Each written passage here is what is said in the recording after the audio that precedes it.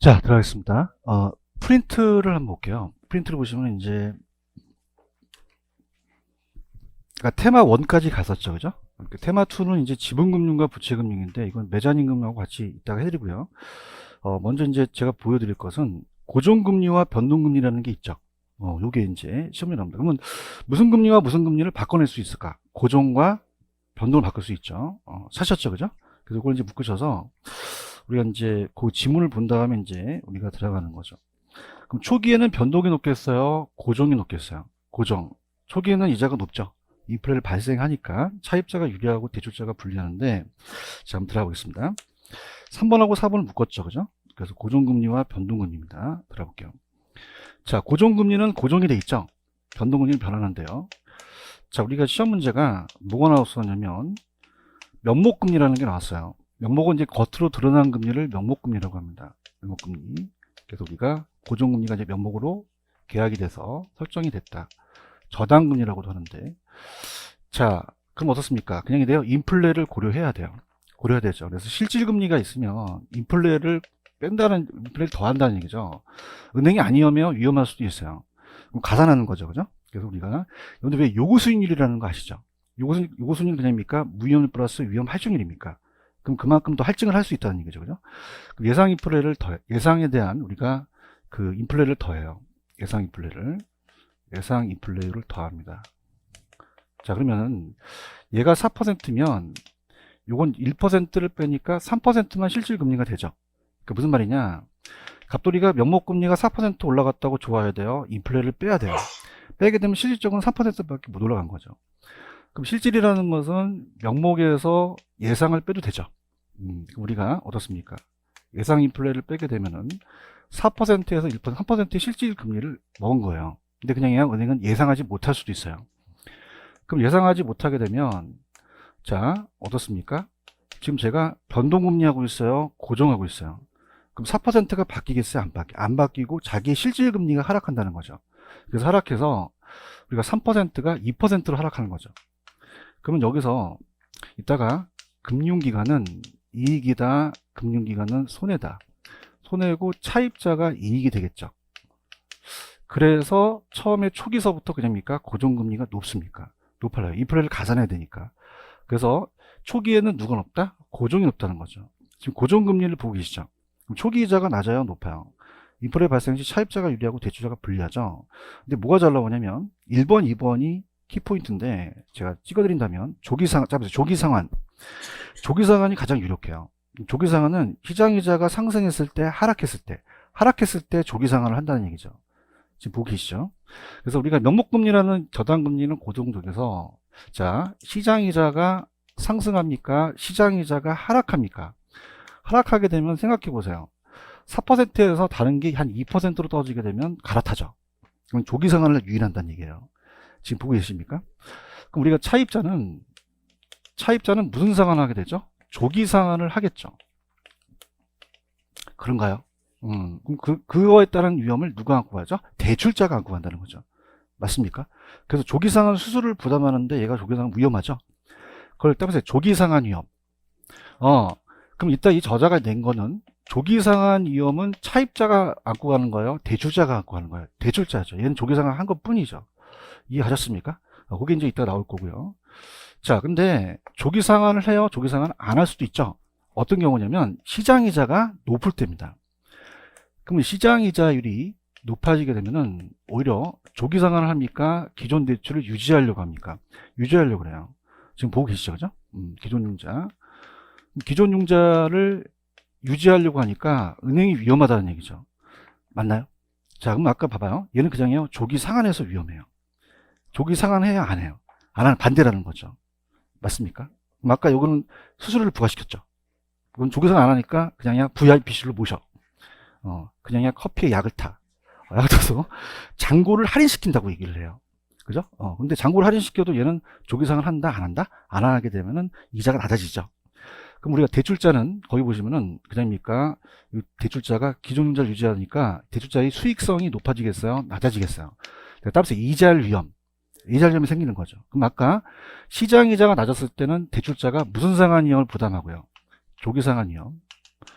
그 다음에 시장이자가 높아지면 이자 위험을 부담할 수 있죠. 금리 위험, 또 인플레 위험이라고 합니다. 요거 이해 가시겠어요? 자, 그래서 변동금리로 가는 거죠. 무슨 금리? 그럼 우리가 이 대출자가 차입자한테 전가시키는 게 뭐죠? 변동으로 가는 거죠. 인플레를 보호하기 위해서. 이해하셨죠? 누구한테 전가시키죠? 자, 그럼 그냥요, 고정이 바뀌겠어요. 바뀌어서 가산시키겠죠. 맞나요? 그럼 어떻습니까? 1번, 초기 이자는 얘보다 높겠어요? 낮겠어요? 차입자의 채무불이행 위험이 커지겠죠. 자, 따라서 금리 상한. 이 저자분이 굉장히 좋아하시는 게 금리 상한인데, 금리 상한은 그냥 못 올리게 만드는 거예요. 못 올리죠. 그럼 금리에 대한 상한을 설정한다는 것은 그 이상 올린다, 못 올린다. 자, 대출자를 위한 거예요? 차입자를 위한 거예요? 차입자에 대한 위험을 줄이기 위한 거죠. 맞습니까? 근데 반대로 아직은 안 나왔지만 대출자도 위험할 수도 있죠. 금리가 너무 낮으면 안 되잖아. 그럼 대출자는 금리 상한, 하한. 그러면 못 내리 어떻습니까? 하한이라는 자체는 더 이상 못 떨어지게 하죠. 이건 누구를 위한 것이다? 대출자를 위한 것이죠. 할 수 있겠어요? 이렇게 보시면 되고요. 그 다음에 자, 금리가 상승할 거를 예상한대요. 그러면 차입자 입장에서는 바뀌는 게 나아요? 안 바뀌는 게 나아요? 고정이 더 유리하죠. 맞나요? 자, 그 다음에 대출금리는요. 대출금리는 시험 문제 기준금리와 가상금리라는 게 있죠. 이 두 가지 갖고 따져요. 기준금리와 가상금리. 자, 그래서 기준금리는 CD가 있죠. CD는 따라서 양도성 예금증서. 예금을 하게 되면 통장을 주는데 증서를 주거든요. 그럼 거기에 대한 이자를 주고 나중에 원금을 상환하게 돼요. 근데 얘는 기념입니까? 기간이 좀 짧습니까? 3개월 정도 되죠. 그런가요? 그다음에 코픽스 자금 조달 비용 지수. 그러면 자금 조달하는데 비용이 들어가죠. 이 코픽스 안에 CD가 들어갑니다. 그럼 코픽스는 그냥입니까? 좀 넓은 개념이에요. 다른 것들을 다 통계를 낸 거죠. 맞죠, 그죠? 그러면 기간이 좀 길어져요. 그래서 6개월에서 1년 정도 된다는 거죠. 그럼 CD하고 코픽스 중에서 얘가 더 글씨가 길죠? 근데 얘가 잘못 낸 게 출제원이 이 코픽스는요, 특히 이제 기준금리는 예금금리로 설정을 하죠, 그죠? 그러면 은행은요, 예금금리를 더 줘야 돼요? 대출금리를 더 받아야 돼요? 그럼 차입자한테 가산을 하는 거죠. 근데 바뀌는 것은 가산이 바뀝니까? 기준이 바뀝니까? 기준이 변동을 합니다. 체크하셨어요? 자, 우리가 한국은행에서 뭐 기준금리를 높인다, 낮춘다는 얘기 들으셨죠? 그럼 거기에 따라서 얘가 높아지고 낮아지는 거죠. 변동한다는 것은 가산이 바뀌어요? 기준이 바뀌어요? 기준이 바뀌죠. 가산은 마진이 그 차입자에 따라 전체 시적에 따라 틀리면서 불변이라는 얘기예요. 이해하셨습니까? 이렇게. 여기까지 이해하셨어요? 그 다음 2번. 자, 은행은요, 이자 조정 주기가 짧을수록 좋죠. 길수록 짧을수록. 여러 번 나눠서 빨리빨리 전가시키 놨죠. 그럼 짧을수록 누구에서 누구한테, 대출자에서 차입자한테 위험이 더 전가되겠죠. 무슨 뜻인지 아시겠죠? 그럼 가볼게요. 문제를 풀면서 설명을 해보겠습니다. 들어가시면, 자, 일단은 여러분들이 247페이지로 갑니다. 247로 가시면,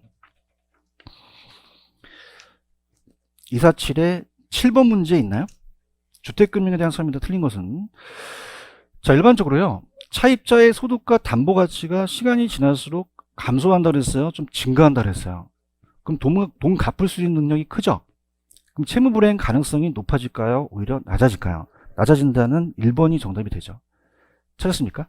여기다 기출이라고 적어놓은 기출 문제입니다. 기출 문제고. 대출금이 과도한 경우는 차입자는 무슨 불이행 가능성이 커져요? 채무불이행.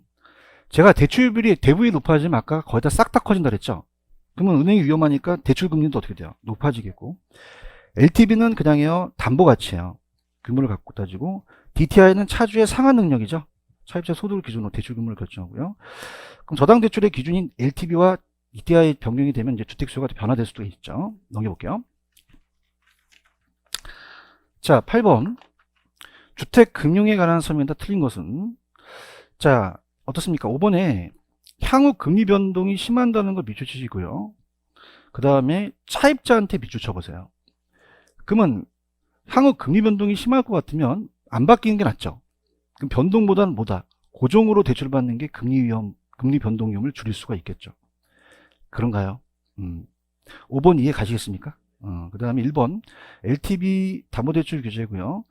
자, 2번 자, DTI가 50에서 60으로 간다면 그냥입니까? 대출액도 가능히 또 늘어납니까? 늘어나죠. DSR이라는 것은, 자, 이건 뭐냐면, 자, 우리가 대출을 받았을 때 담보대출이 있어요. 자, 여러 대출이 있어요. 모든 대출을 다 합쳐져. 그래서 원리금에 대한 상환액을 반영하는 건데, 그냥 참고만 하시고요. 변동금리 대출의 경우는 기준금리 조정기가 긴 상품일수록 대출 당시 적용되는 최초 이자는 어떻게 돼요? 높겠죠. 자, 생각해 보세요. 은행은 그냥 짧아야 돼요. 높으면 더 올리겠죠. 이해하셨습니까? 정답은 몇 번? 5번. 갑니다. 자, 9번이 아까 틀린 거를 보시면은, 고정금리 때, 자, 칠판을 보시면요. 아까 예상했어요? 예상치 못했어요? 발생했죠? 저거 보고 계세요? 그럼 실질금리가 까지죠? 그럼 대출 기간은 상대적으로 유리하다, 불리하다? 차입자가 유리하다고 말씀드렸잖아요. 지금 고정금리 때문에 그래요. 무슨 금리 때문에? 자, 이 문제 무슨 금리를 물어봤나요? 바뀌어요, 안 바뀌어요? 안 바뀌니까 그만큼 손해를 본다는 얘기죠. 무슨 말씀인지 아시죠? 그래서 3번이고, 1번 다른 조건이 일정할 때 고정이 변동보다 초기 이자율이 높다고 말씀드렸죠. 자, 시장 이자율이 상승하더라도 최초에 대한 적용되는 대출 이자는 대출 기간에 상승하지 않겠죠. 자, 아까 제가 4번 시장이 대출 약정보다 높아지면은 그냥요 기존 대출을 유지하려고 그래요. 그러면 대출 기간의 수익성이 상대적으로 악화된다는 거죠. 그런가요? 아까 조기 상환 기억하세요? 조기 상환은 시장 이자가 대출 약정보다 낮아지면 조기 상환한다는 게 가장 출제 빈도가 높습니다. 몇 번이 정답이다? 3번. 10번으로 갑니다. 주택금리 관한 설명에서 틀린 것은, 자, 이렇게 할게요. 4번에 가시면은 대출 실행 후에, 자, 이거 굉장히 좀 주의하실 볼 건데요. 자, 여기 보세요. LTV가 A를 불연합니다. 자, 볼게요. 저 보세요. 만약에 1억의 부동산 가치에다가 70%를 받았어요. 그럼 7천만 원이죠. 근데 여러분들 처음부터 초기서부터 대부에 대한 거를 100% 이상 빌려주는 은행이 있을까요? 저는 소개시켜줬죠. 없죠. 맞습니까? 그러면 이 대부율이 높아진다는 것은 시간이 지나면 그냥요 가치가 떨어져요. 떨어지죠. 대화 좀 해주세요. 그럼 7천까지 떨어질 수 있죠. 그냥입니까? 100% 됩니까? 되고 더 넘을 수도 있다는 얘기죠. 맞나요? 자, 이건 그냥이야 시간이 지나서 가치가 하락하기면 이 대부분이 높아질 수도 있다는 뜻입니다. 맞나요? 지금 4번 보고 계셔요? 대출 실행했어요. 그 후에요. 가치가 어떻게 됐어요? 하락하면 오히려 LTV가 상승한다는 얘기죠. 맞습니까? 그럼 원금 회수가 쉬울까요? 어려울까요? 커지겠죠. 무슨 말씀인지 아시죠? 요새 깡통전세라는 거 들어보셨어요? 그냥 가치가 떨어지니까 안 갚아버리잖아요. 그러니까 우리가 전세 받으신 분들이 불리할 수도 있는 거죠. 아시겠습니까? 다시 갈게. 대출 시초야 실행 후야. 후에 가치가 떨어지면 이 대부분이 높아질 수도 있다는 얘기예요. 무슨 뜻인지 알겠습니까? 4번이 정답이죠. 1번 고정금리 저당 대출은 차입자 대출기간 모두 금리 변동 위험에 노출되기도 하겠죠. 고정되어 있으니까.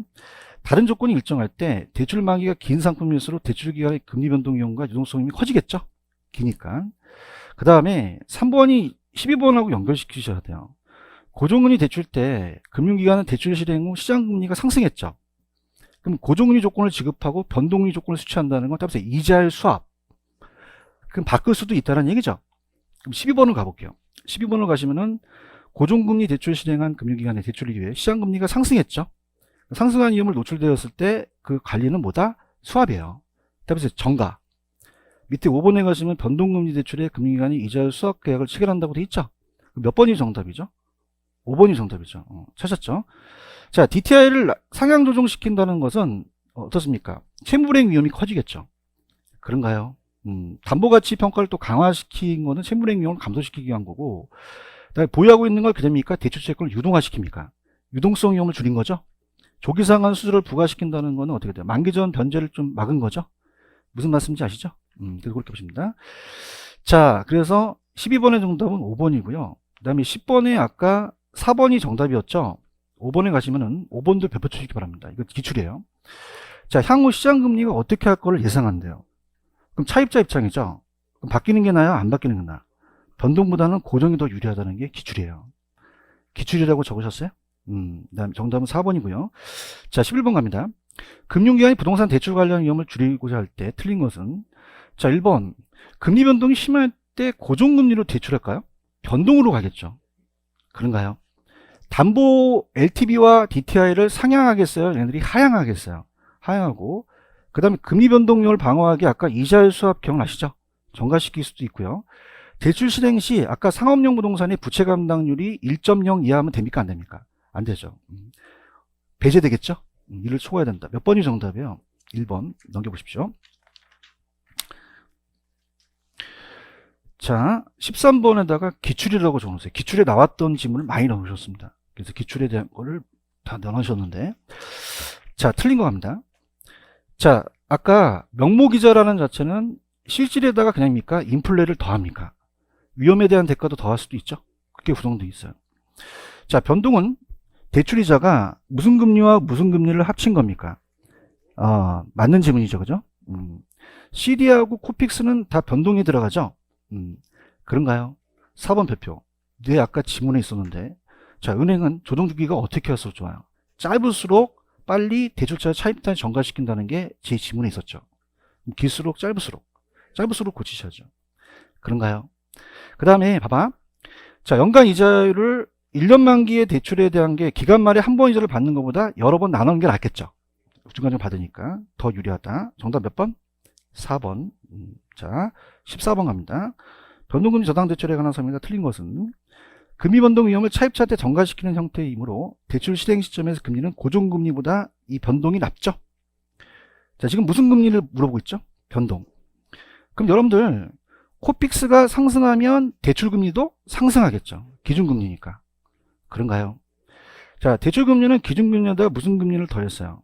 가산. 그럼 가산은 차입자에 따라 틀려지죠. 그래서 차입자의 소득 수준과 신용도 등에 따라서 달라져요. 자, 4번.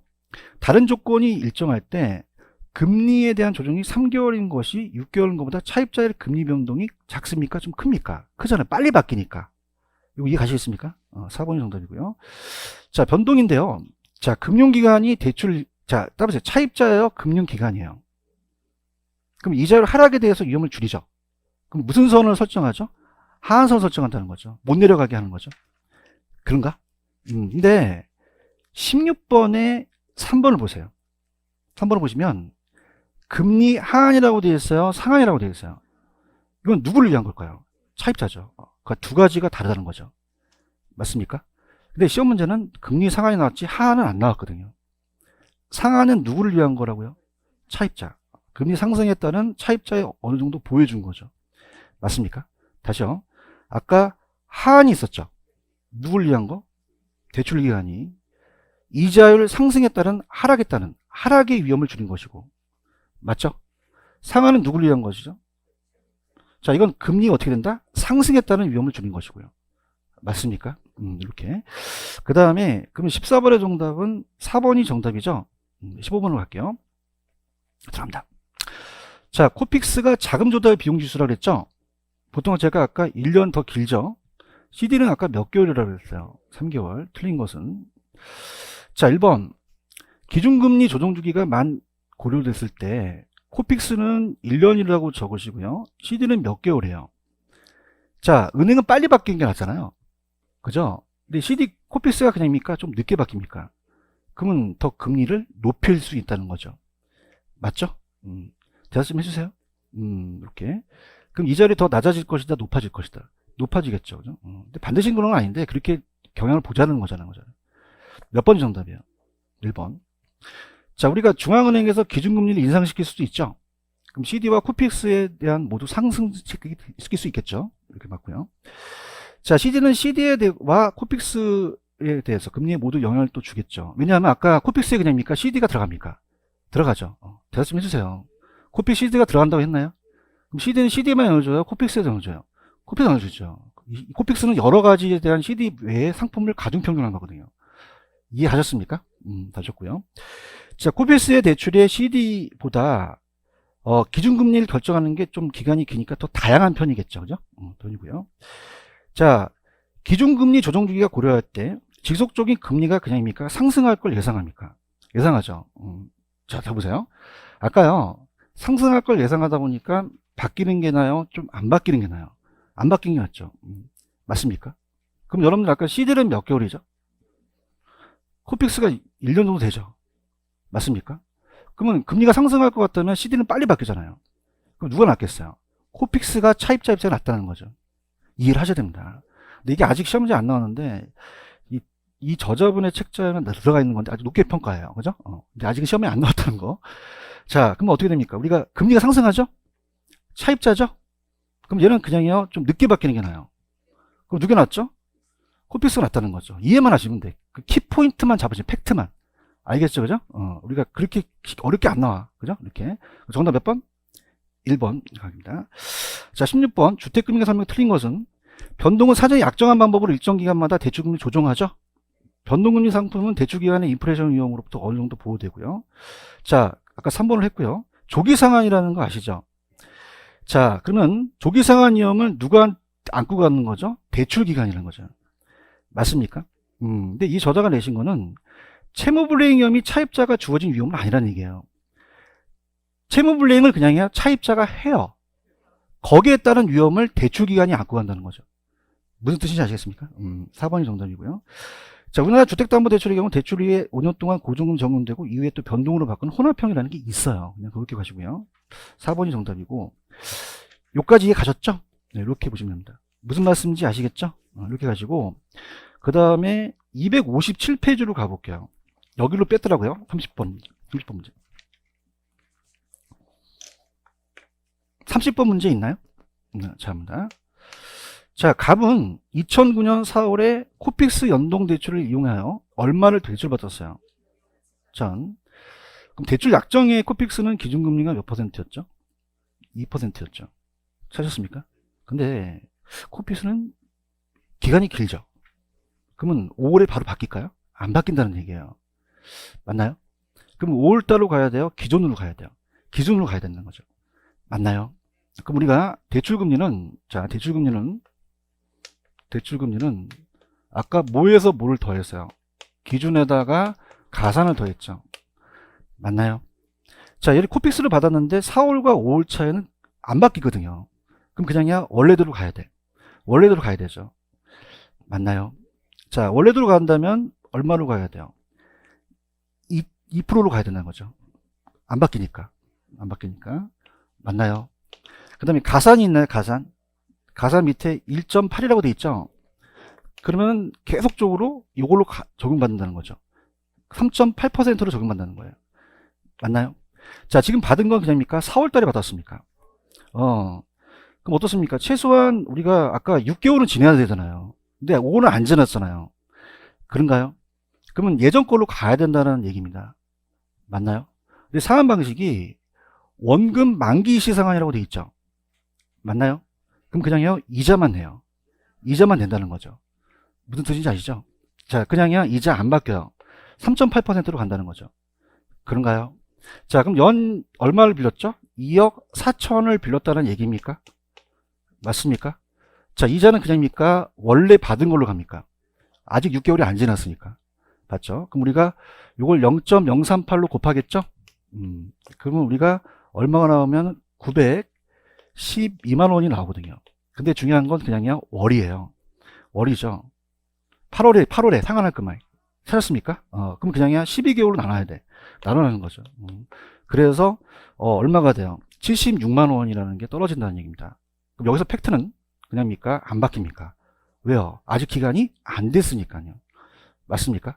그 다음에 중요한 거는 그냥요, 월이에요. 그러면 연이자가 아니라 월이자로 계산하라는 거죠.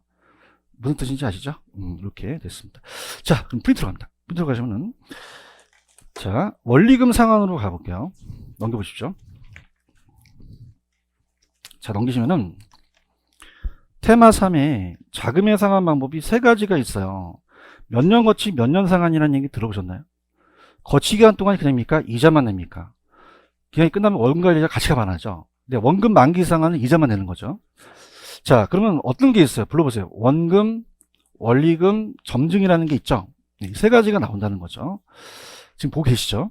자, 그럼 우리가 현재 그 상환 방식의 팩트를 얘기해 볼게요. 보세요. 원금 균등.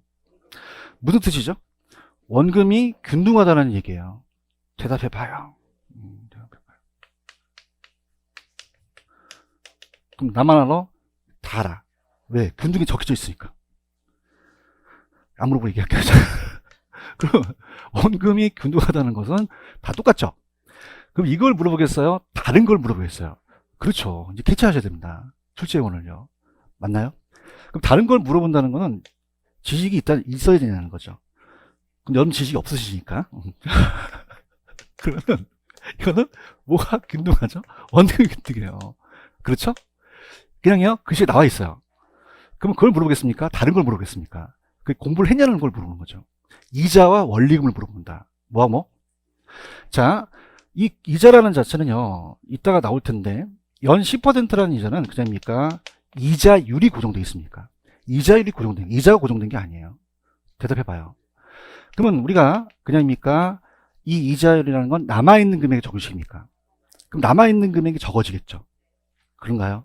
그럼 이자도요, 작겠죠. 대화를 합시다. 화이팅. 그럼 뭐가 다르겠죠? 이자가 작는 거죠. 그 노란색을 치는 걸 물어본다는 얘기예요. 맞나요? 이자. 자, 또 물어보는 게 그냥요, 전체 원리금을 물어봐요. 원리금을 물어본다는 거죠. 맞습니까? 자, 이따 한번 다 까먹기 때문에 박스를 보세요.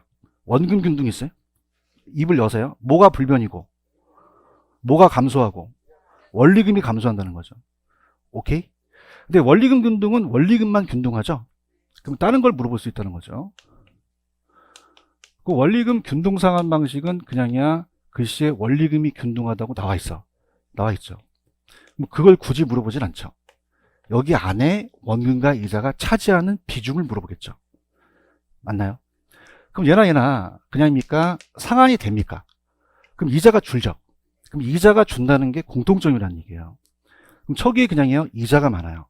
원금보다 이자가 차지하는 비중이 많죠. 대화를 하셔야 되는데. 왜? 상환이 되니까. 그렇죠. 그럼 이자는 점점 그냥요, 감소해요. 감소하고요. 원금은요, 늘어나겠죠. 밑에가 원금이니까. 그런가요? 자, 그래서 저는 대답만 잘하시고 좀 불안합니다. 원리금이 있어요? 뭐가 증가하고요? 뭐가 감소하고요? 뭐가 불변이에요? 이걸 잡으셔야 된다는 거죠. 아시겠습니까? 특히 아까 우리가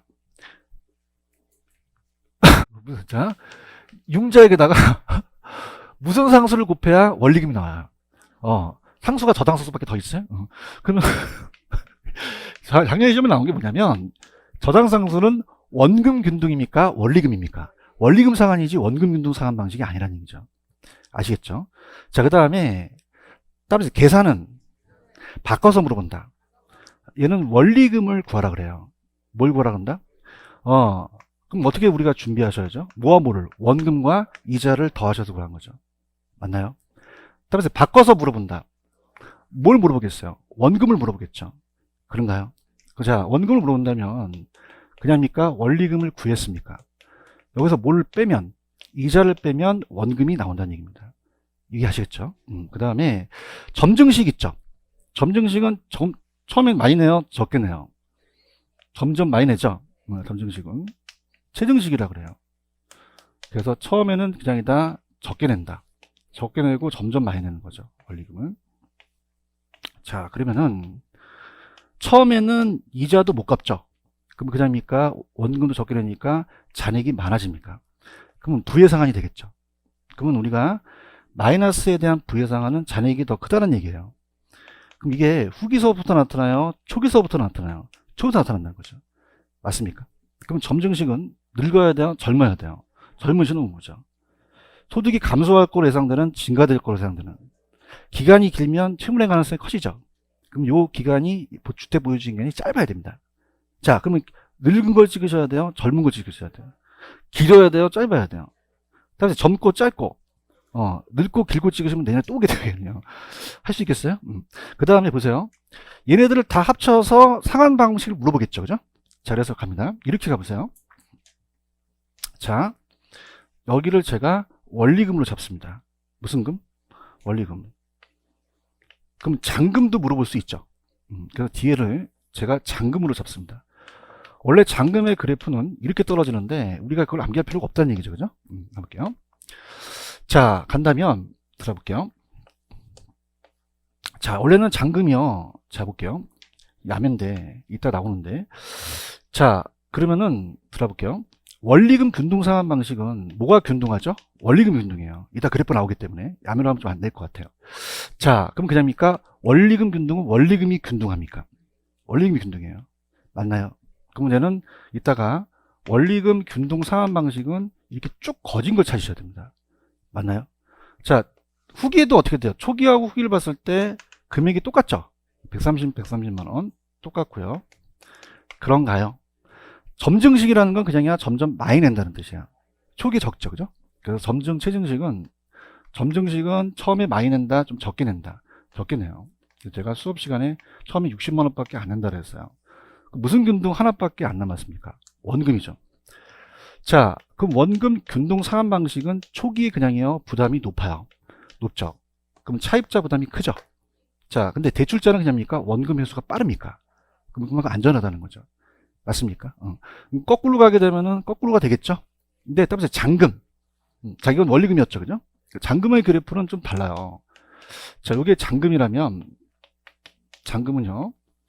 자, 원금 균등은 그냥입니까? 원금이 일정일씩 상환됩니까? 그럼 잔금도 일정하게 떨어집니다. 맞습니까? 초기와 후기. 근데 어떻게 됩니까? 자, 원리금 균등은 초기에 그냥입니까? 원금을 적게 냅니까? 그럼 어떻게 잔액이 조금밖에 안 떨어지죠. 그래서 기울기가 자 이렇게 떨어져요.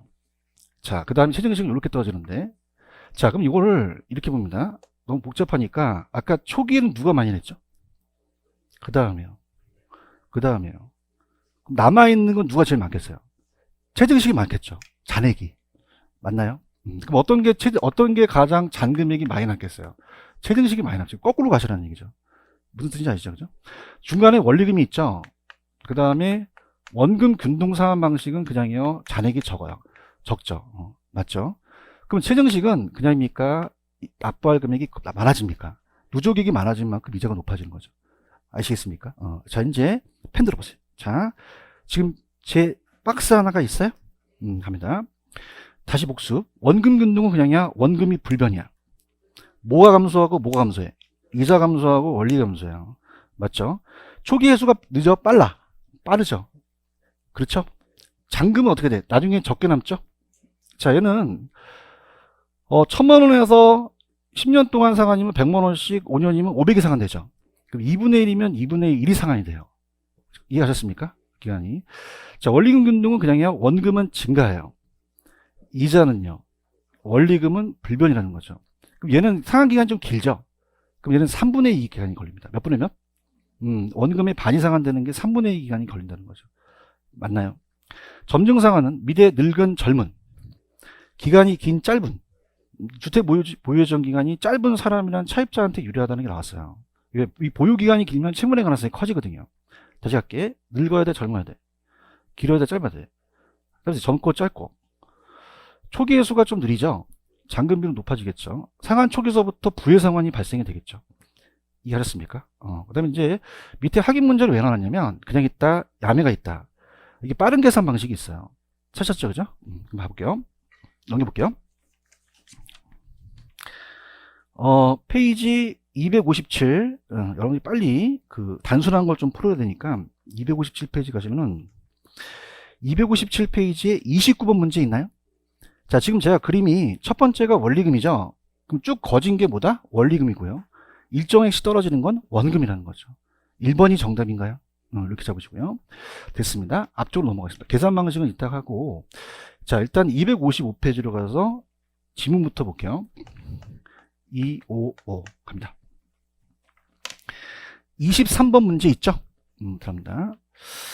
자, 천천히 들어갈게요.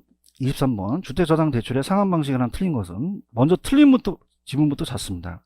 3번에 원금 균등이 있나요? 자, 대출자는 빨리 회수하죠. 그럼 원금 회수 위험이 원리금보다는 상대적으로 클까요? 작을까요? 작다는 거죠. 이해하시겠습니까? 자, 1번 원리금 균등 박스. 자, 원리금 균등은 그냥이야 원금이 점점 늘어나죠. 대답 좀 해주세요. 알아야 되니까. 2번 원리금 균등 상환 방식은 원금에 비해 초기에 원리금 지불액이 적죠. 맞고요. 자, 4번이 기출입니다. 아까 정고 짧죠? 그럼 주택 보유 예정 기간이 짧은 사람한테 유리해요. 사람이라는 건 차입자를 얘기하거든요. 그죠? 유리하다. 자, 점증은 어떻게 돼요? 초기에 차입자의 원금 상환 부담이 원금과 원리금보다는 작겠죠. 그런가요? 정답 몇 번? 3번. 24번이 간평 문제인데 좀 쉽게 나왔어요. 자, 저당 대출에 대한 상환 방식 틀린 것은 2번. 원리금 균등은 감칭 기수를 곱해요. 저당 상수를 곱해요. 저당 상수죠. 쉽게 나왔죠. 그죠? 그 다음 1번도 쉽게 나온 게 원금 균등은 그냥요. 원금이 균등해요. 이자는 감소하죠. 만기 일시 상환은 만기 이전에 뭐만 내죠? 이자. 만기 일시로 원금을 상환하겠죠. 최정식은 원리금 상환 부담을 초기에 적게 내죠. 시간이 갈수록 원리금 상환 부담이 늘어나겠고요. 원리금 균등 상환은 그냥입니까? 원금 상환에 따라 매기 이자의 비중이 점차적으로 증가하겠죠. 줄고 매기 원금은요 늘어나겠죠. 이해하셨습니까? 자, 25번은 너무 쉬워서 쓰러지는데, 자, 초기에 적게 부담하고 시간의 경과에 따라 늘어나는 건 최정식이 되겠죠. 2번이 정답입니다. 넘겨볼게요. 자, 26번. 참고적으로 26번에 좀 별표를 치시기 바랍니다. 26하고 28번이 좀 유력해요. 요 지문이 우리가 나올 가능성이 높습니다. 자, 지금 26번 보고 계시죠? 자, 당연히요.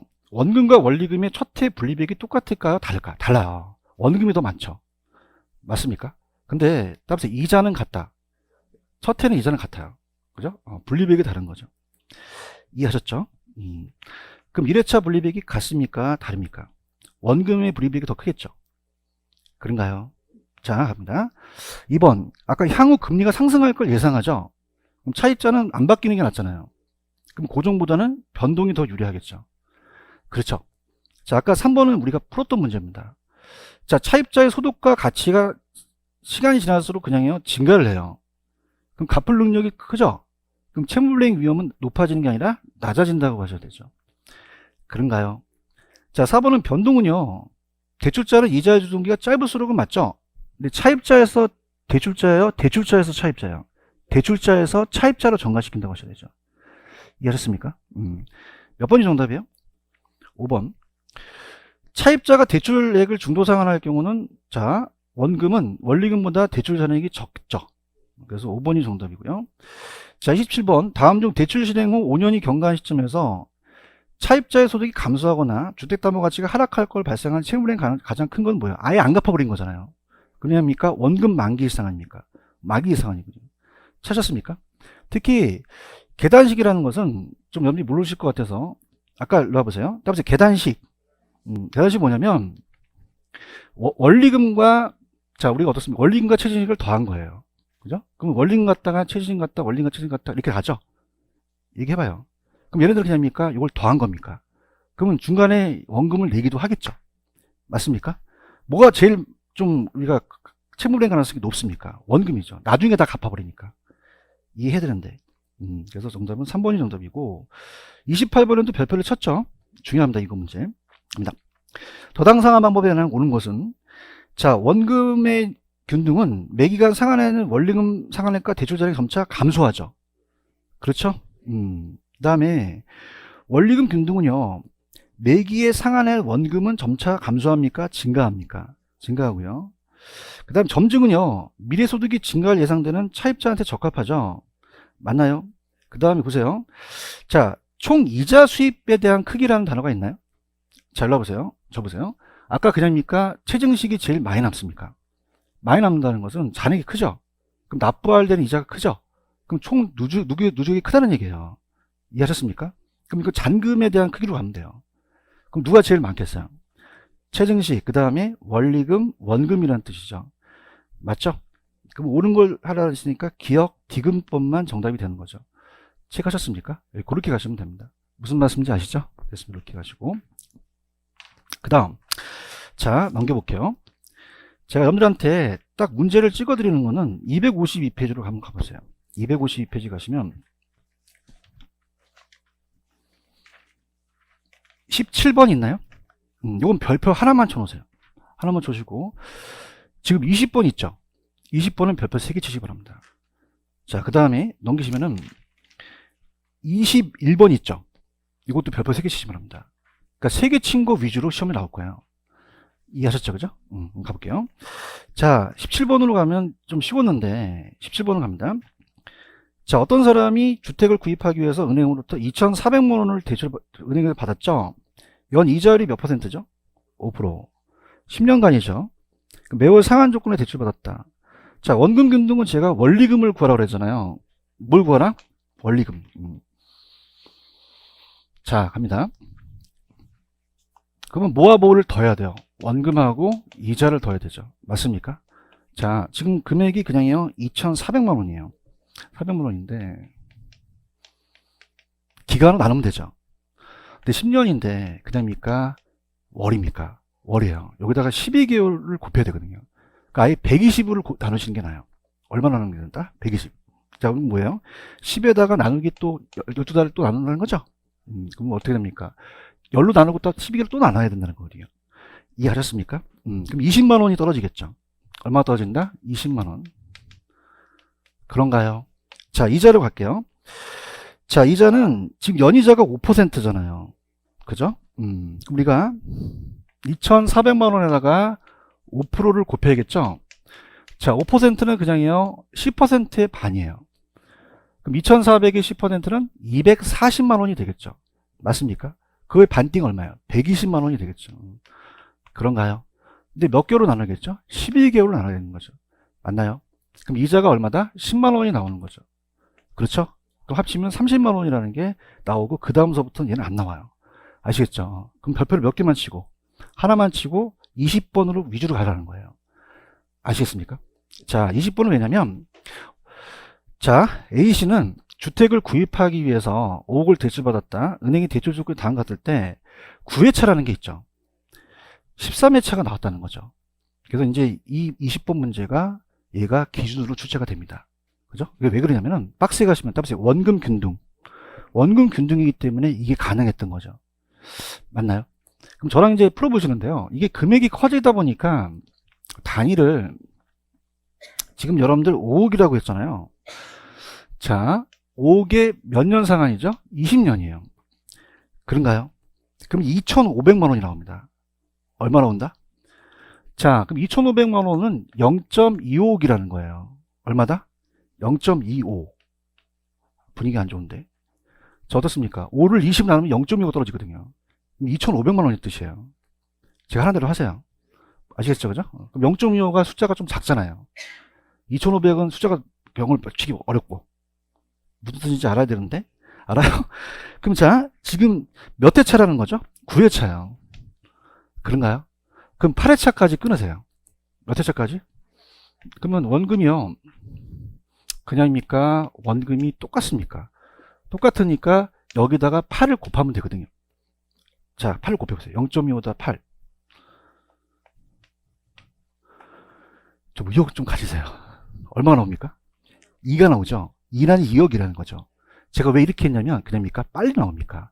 2,500을 치게 되면 엄청 어렵거든요. 제 뜻을 아시겠어요? 그러면 2라는 뜻은 얼마죠? 2억이라는 뜻이죠. 맞나요? 자, 그럼 어떻습니까? 9회차에 자, 어떻습니까? 원금도 똑같이 0.25라는 것은 2,500이라는 거죠. 자, 이자는 그냥요 남아있는 금액에 정식해요. 그럼 5억에서 지금 제가 요걸 8번 곱하면 2억이라며요. 얼마 남죠? 3억이 남다는 거죠. 그런가요? 자, 3억의 5%죠.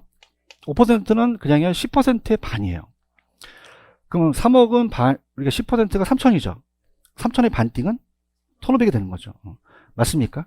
그럼 0.15억 해도 되겠죠? 그럼 0.4, 4천만 원이 되겠죠. 그런가요? 0.4. 요거 이게 가시겠습니까? 아니, 그러니까, 보세요. 아, 네, 미안해요. 자, 이거 2,500원 되시고요. 제가 너무 넓혔어요. 그죠? 2,500원. 5% 하면 1,500만 원이 나와요. 죄송했습니다. 제. 그러면 이걸 합치면 얼마다? 4천만 원이 나온다는 뜻이에요. 이해하셨습니까? 그 다음에 13회가 나왔죠? 그럼 몇 회 때까지 끊으셔야 돼요? 12회까지 끊으시는 거죠. 맞습니까? 그럼 자, 그냥 가겠습니다. 0.25에다 곱하면 되거든요. 0.25를 12로 곱해보세요. 3이 나오죠? 그러면 이거는 3억을 상환했다는 거죠. 맞습니까? 그럼 얼마에서 얼마를 빼야 돼요? 5억에서 3억을 빼죠. 그죠?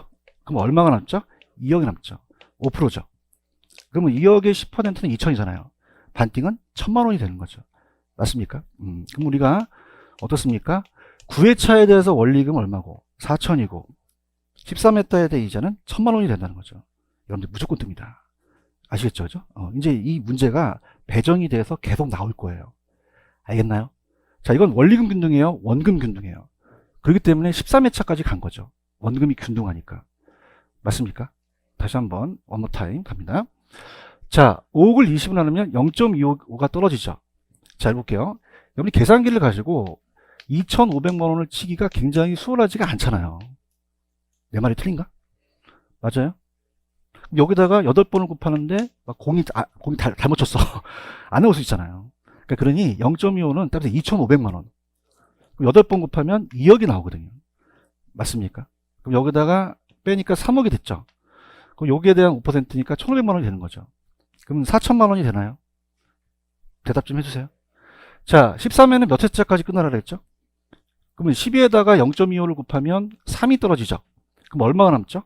2억이 남다는 거죠. 그럼 2억의 5%는 1,000만 원이 된다는 거죠. 이해 갔나요? 그럼 자, 제가 얘기할게요. 여러분들 지금 13회차가 나왔죠. 그러면요. 자, 19회도 나올 수도 있다는 얘기예요. 근데 놀라운 사실은 홀수달로 갑니다. 무슨 달로? 왜냐면 짝수달이 딱 떨어지거든요. 연구한 거야. 이씨. 그래서 9회차를 놓은 거죠. 8회차가 딱 떨어지니까. 부모님이 머리를 주시는 거 이해를 하는 거예요. 자, 무슨 달?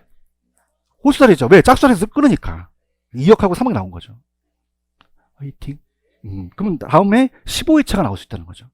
알겠습니까? 그럼 15회 다음에 우리가 홀수달이 17, 19가 나올 수 있다는 거죠. 아시겠습니까? 왜냐면 딱 떨어지기 위한 거죠. 아시겠죠? 몇 번 정답? 1번 정답입니다. 좀 쉬었다가 갈까요? 10.